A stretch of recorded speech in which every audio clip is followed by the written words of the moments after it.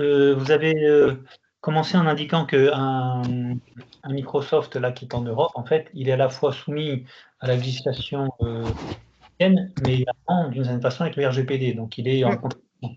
Comment est-ce que cette contradiction-là, elle se résout ou pas?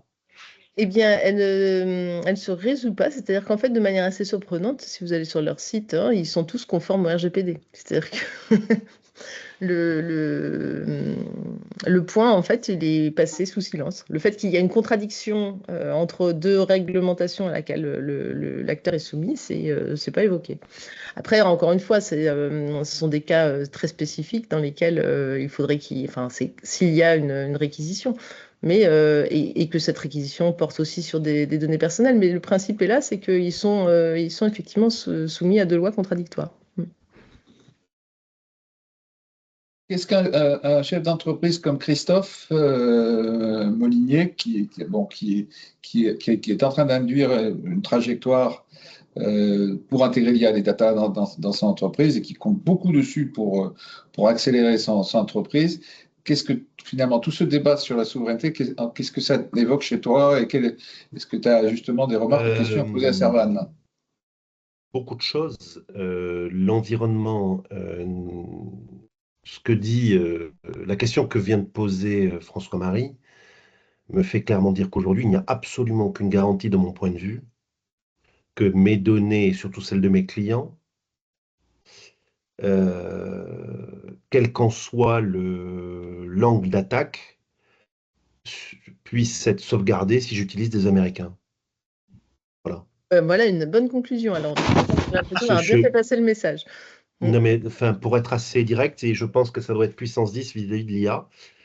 Exactement. Et donc, mécaniquement, j'en tire la conclusion que moi, à titre personnel, si je veux me différencier vis-à-vis de ces outils dans mon métier du service et enfin, tout ce qu'on appelle de l'outsourcing, du BPO, hein, qui est en train d'être chamboulé en ce moment même par ces outils-là, et que je dois investir et de l'argent et surtout beaucoup de change management et de formation de mes collaborateurs, si je veux rester maître de mon avenir, je n'ai pas le choix que de ne plus travailler avec les Américains.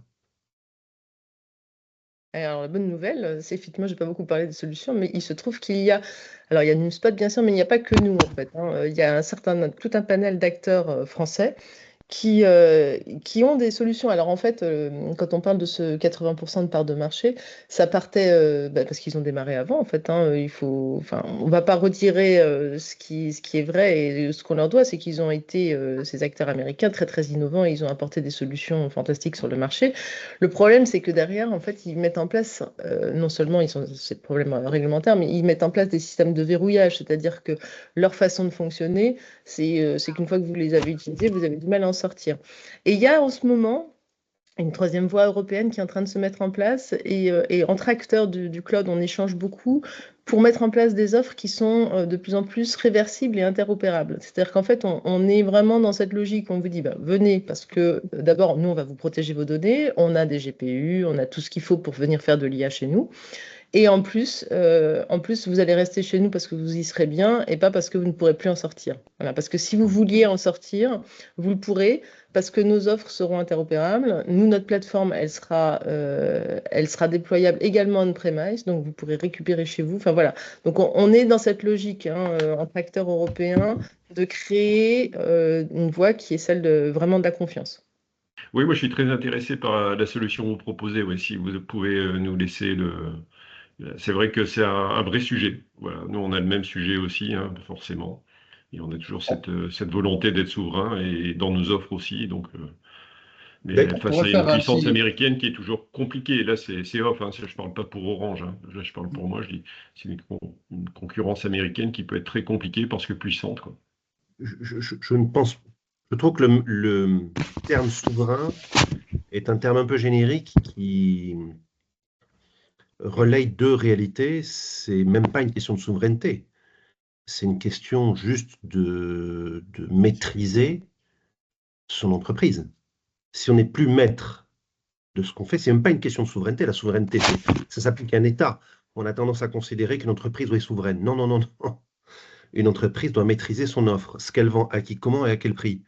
Donc, Vas-y, partant de Hans. ce principe-là, Hum. c'est même plus une question de souveraineté, c'est une question du minimum minimorum dont on doit s'assurer. Enfin, quand on appelait ça à l'époque en droit européen et droit romain, le savoir-faire.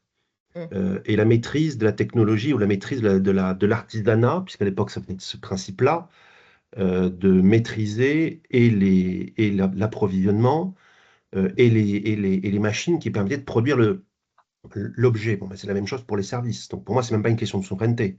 Hum. C'est une question de c'est une s'assurer qu'on politique. soit. Et c'est la base de je vends quoi, à qui et quel est mon niveau de maîtrise sur les outils que j'utilise pour pouvoir rendre mon service. Donc pour moi, c'est même plus une question de souveraineté, c'est une question d'indépendance et d'être capable de pouvoir maîtriser ce que l'on fait en tant que chef d'entreprise ou en tant qu'entreprise. Respect des règles Bon, aussi, non, Christophe? C'est le respect des règles aussi, c'est-à-dire le RGPD ou tout ça, il y a un esprit dans le RGPD ou dans. Il y a ce respect-là qu'on peut attendre. Alors, je vais plagier une image de la région qui est assez forte dans la région. Là, je pense qu'on n'en est plus une question de règles, on est dans une question de rapport de force brutal. Et la compétition s'intensifiant, on en voit un certain nombre de sujets. Moi, je vois dans mon secteur d'activité, on va appeler ça dans le BPO, les gens qui font du BPO en France doivent être en compétition avec des gens qui paient leurs salariés à l'autre bout de la planète 10 fois moins cher. Hum. Moi, je n'ai que les salariés en France. Donc, si je n'ai pas la technologie et si je ne prends pas 2 coudées d'avance sur mes petits concurrents, eh bien, il se passe ce qu'il est en train de se passer, c'est-à-dire que vous avez les 2 plus gros acteurs indépendants français qui ont 400 et 500 salariés, respectivement, qui sont en train de déposer le bilan.